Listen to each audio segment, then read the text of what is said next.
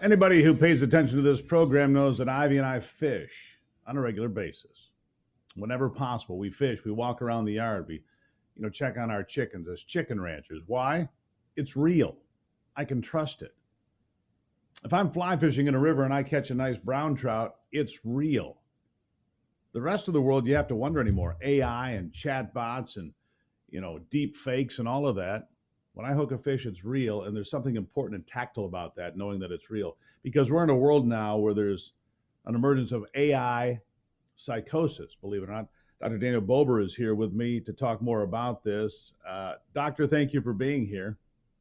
Great to be here, Steve. Having a real connection to the world, it's one of the reasons I fish. It's why I walk barefoot across the grass. It's why I go outside. It's why I look at the sun and do different things. Look, people are submerged in chat GPT. They're submerged in social media where you don't know if the person that's sending you a note or commenting on your post is even real. You just don't know, do you? You don't, but I think there's something even deeper going on here. I mean, I think we're in the midst of an epidemic of loneliness. Our loneliness is literally killing us. And as human beings, we crave social connection. We want to engage. And this is happening to people with no history of mental illness. They are experiencing profound psychological deterioration after spending weeks with AI, whether it be ChatGPT or some other device. And it's something that is not passive, it's active engagement. And because AI is so reinforcing, it prioritizes social engagement over safety. And people can really descend into a world where they become delusional. And this is not just happening in people who have pre-existing mental illness or who are sleep deprived. It's happening in people with no history of mental illness. And that's what makes it so concerning. Why is this happening? I mean, people get into the chat rooms, they become keyboard warriors, as they're called, and they say things and do things and accept comments and behavior they would never allow if they were talking to somebody directly. They would never say these things if they were looking somebody in the eye. Is that part of the disconnect? Is that part of the problem? Because there's no guardrails, there's no firewall, and AI prioritizes social engagement over safety. It's highly reinforcing. It's essentially a digital echo chamber where it's telling people what they want to hear. And it's not therapeutic. It's not sentient. Doesn't have a conscience because it's not human. So unfortunately, there are no diagnostic boundaries. And when it starts to venture into a place where it's not safe, it really doesn't know the difference. It doesn't know there. So these bots, these chat bots, these are just computers out there that follow algorithms and just regurgitate things and make comments, negative oftentimes, right? I mean, who puts these out there? What is the goal? I guess is it to destabilize society? Because you'd have to wonder, from where I sit, what else would be the purpose to go after people to put all these negative comments out there to get inside their heads? Well, listen, AI is like atomic energy, right? It could be the source of our greatest dreams or it can fuel our most horrible nightmares. And AI is here to stay. It's going to change the world. It's already changing the world.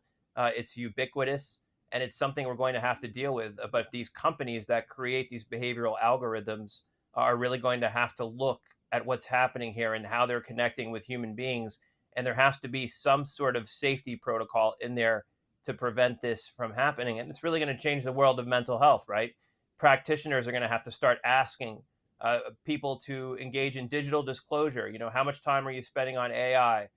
How much time are you spending with regular people? Are you withdrawing? Are you isolating yourself? Because those are some of the red flags.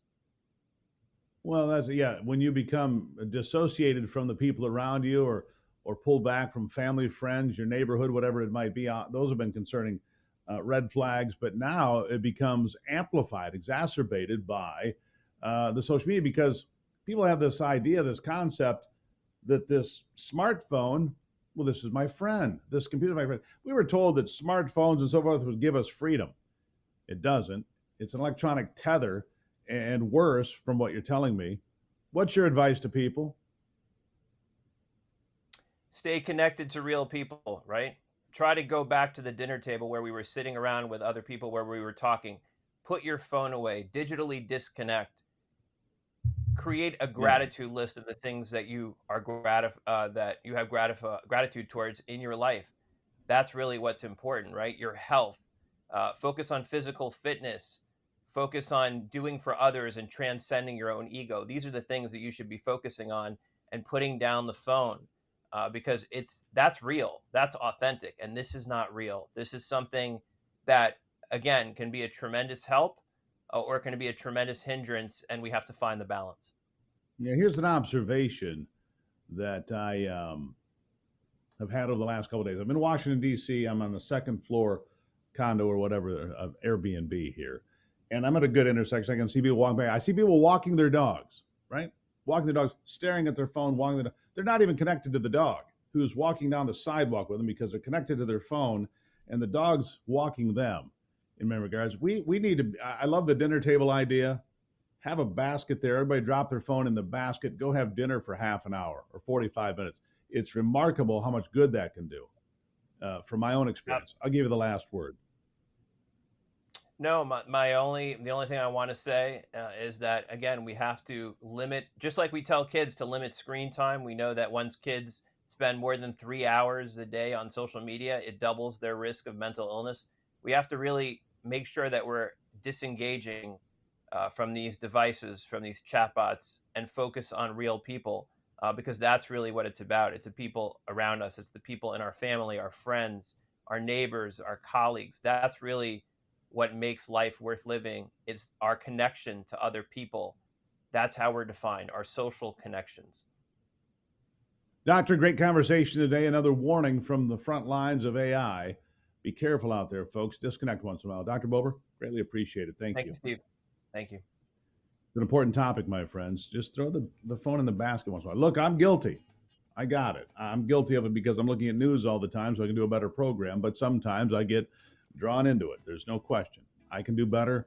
We can all do better. I'll take a break and be right back. It's the Steve Gruber Show.